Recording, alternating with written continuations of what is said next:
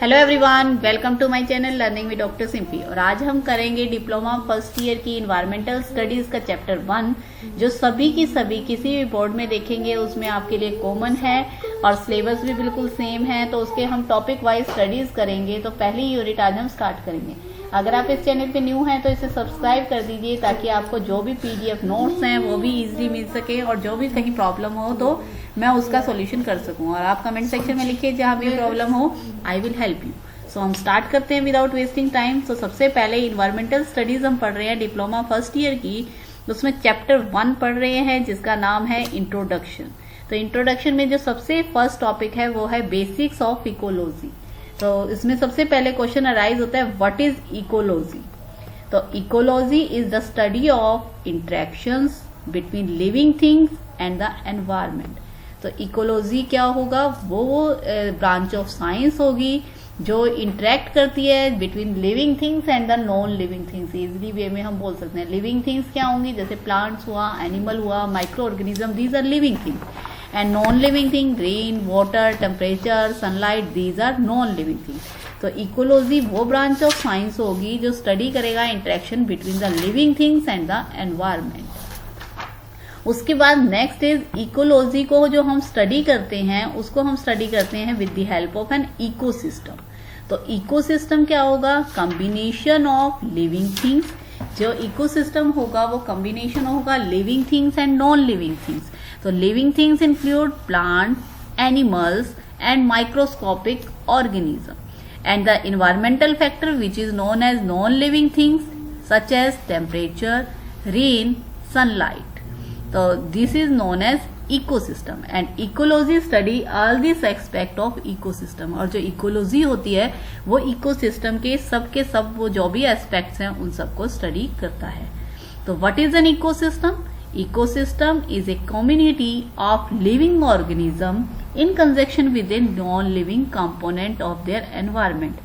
Ecology वो समुदाय, community means समुदाय of living organism जो जोड़ता है किसको, living organism को with non-living component of their environment interacting as a system. It is known as ecosystem. इसके बाद इसका नेक्स्ट टॉपिक है सस्टेनेबल डेवलपमेंट। सस्टेनेबल डेवलपमेंट क्या होता है? तो सस्टेनेबल डेवलपमेंट वो डेवलपमेंट होता है जिसमें हम प्रेजेंट की नीड को तो फुलफिल करते हैं, उसके बाद हम उसको बचा के रखते हैं ताकि फ्यूचर जनरेशन की भी वो नीड फुलफिल कर पाए। तो sustainable development is the development, sustainable development वो डेवलपमेंट होंगी that meets the need of the present without compromising the ability of future generation to meet their own needs. इसको हम सिंपल फॉर्म में क्या बताऊंगी, मैं बता रही हूँ, सस्टेनेबल डेवलपमेंट वो डेवलपमेंट होंगी जो प्रेजेंट की नीड को फुलफिल करता है और फ्यूचर जनरेशन की नीड्स को भी पूरा करता है, उसकी कॉम्प्रोमाइजिंग नहीं करता। मीन्स हम कोई भी चीज को यूज कर रहे हैं तो प्रेजेंट में तो यूज कर रहे हैं, साथ साथ फ्यूचर में भी उसका यूज कर पाए, तो उस डेवलपमेंट को हम क्या बोलते हैं, सस्टेनेबल डेवलपमेंट। उसके बाद नेक्स्ट है टाइप ऑफ रिसोर्सेज। रिसोर्सेज जो होती हैं वो दो टाइप की होती हैं। First one is renewable resources and second one is non renewable resources. Renew मतलब दोबारा से बन जाए, रिन्यूएबल रिसोर्सेज। रिन्यूएबल जैसे एयर हुआ, water, wind, solar energy, these are renewable resources जो दोबारा से फिर दोबारा रीजनरेट हो सकती हैं, उसे हम क्या बोल सकते हैं, renewable resources. Renewable resources can be easily renewed by nature. Renewable resources वो resources होती हैं जो नेचर में easily renewed हो जाती हैं। renewed मतलब दोबारा से बन जाती हैं with the help of nature. इसकी अगर definition लिखनी हो, what is renewable resources? Which can be easily renewed by nature. अब उसके एग्जाम्पल्स आप लिख देंगे। अगर ये 5 मार्क्स में क्वेश्चन आ रहा है तो उस renewable resources are the resources which can be easily renewed by nature and the example is solar energy. Solar energy क्या होगी, जो energy obtain from sun is known as solar energy, we get from sun. और sun is a big source of energy, sun एक बड़ा source of energy है। The energy that we get from sun is known as solar energy. Next one is hydro energy. जो energy store होती है water में that can be use to generate electricity is known as hydro energy. So the energy we get from water, basically is known as hydro energy. Water flowing into the river or water stored in dam is a source of energy which is hydro energy. जो water होता है river में या फिर dam में जो store होता है, उस एनर्जी की सोर्स कौन सा होगा? Hydro energy. Next is wind energy. Wind are the constantly being created in nature. Wind भी नेचर में क्रिएट होती है. और विंड मिल, जिसे हम पवन चक्की भी बोलते हैं, तो is a source of electrical energy. So it is a source of electrical energy. Next is biogas. Biogas is also known as gobar gas. It is used as a fuel in gas stoves, especially in rural area. ये generally हम जो use करते हैं वो गांव के area में use करते हैं, क्योंकि वहाँ जो काऊ या बफेलो का डंग्स होता है, डंग होगा, उसमें प्लांट्स होंगे, उनके जो भी हमारे पार्ट्स होंगे उसको हम क्या कर देते हैं, अंडरग्राउंड डाल देते हैं. और उसके बाद में उसको जो थोड़े दिन रखा रहता है in the presence of water, in the dark हम रख देते हैं, स्लरी फॉर्म हो जाती है और उसमें जो गैस रिलीज होती है, this is known as biogas which can be used as a fuel. तो किस किस ने बायोगैस के बारे में पढ़ा हुआ है? जिसने पढ़ा हुआ है वो कमेंट सेक्शन में जरूर बताना, यस या नो करके. Next is would. Would is an ancient and traditional source of energy. सबसे पुराना और जो पारंपरिक यूज करते थे हम किसका? लकड़ी का. और ये मिक्सचर होता है बहुत से कार्बोहाइड्रेट कंपाउंड्स. इसमें बहुत से कार्बोहाइड्रेट कंपाउंड होते हैं. और वुड का भी हम जनरली यूज करते हैं for cooking food. Next is hydrogen. It is good source of energy because it does not create pollution. Hydrogen भी एक अच्छी एनर्जी का सोर्स है क्योंकि ये पॉल्यूशन नहीं कर सकता और इससे हमें मैक्सिमम एनर्जी मिलती है जब ये बर्न होता है. Next energy source of energy is alcohol. Alcohol has many commercial and medical purpose. It can be used for producing energy. It can be obtained while making sugar from sugarcane. जब हम sugar से sugarcane बनाते हैं तो हमें alcohol मिलता है और अल्कोहल भी एक गुड सोर्स ऑफ एनर्जी होता है. Next is air. All living things need air to breathe. हमें सबको पता है कि हमें सांस लेने के लिए एयर की जरूरत है. सो air is also an important natural resource.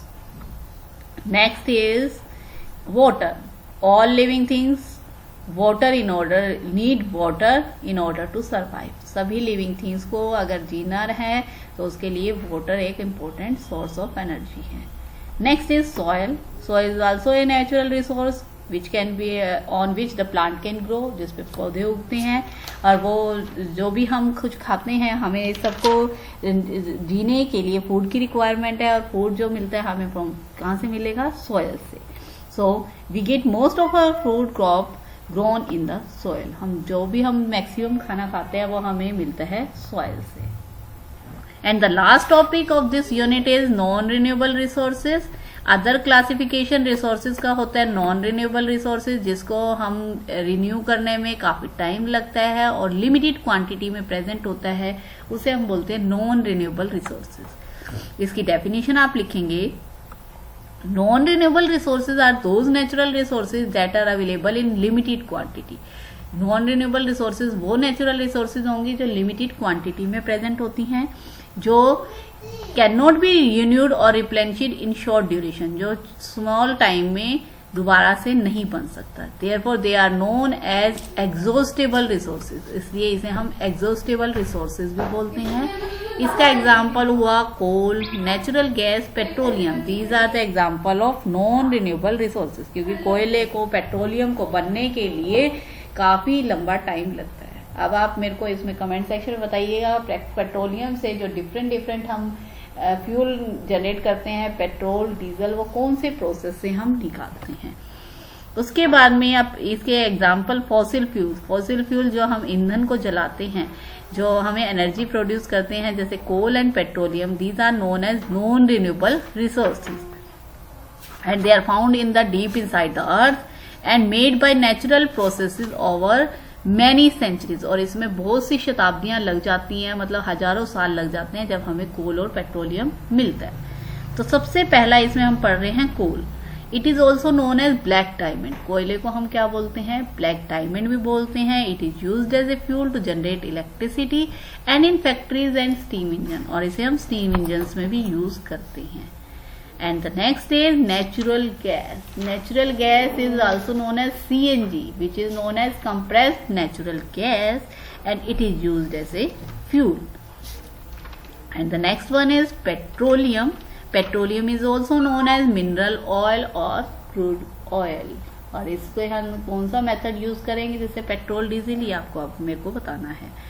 उसके नेक्स्ट है nuclear energy. Nuclear energy, nuclear bomb जो बनते हैं, जैसे जो बॉम्ब बनते हैं उसके अंदर जो एनर्जी यूज होती है उस एनर्जी को हम बोलते हैं न्यूक्लियर एनर्जी। और न्यूक्लियर एनर्जी प्रोड्यूस करने के लिए हमें यूरेनियम चाहिए, और यूरेनियम जो हम यूज करते हैं एज ए स्टार्टिंग मटीरियल वो भी लिमिटेड क्वांटिटी में प्रेजेंट होता है। So it is known as non renewable resources.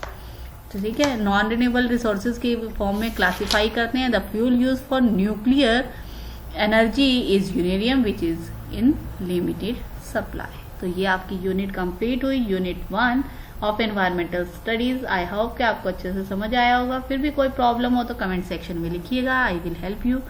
Thanks for watching and please like, share and subscribe my channel.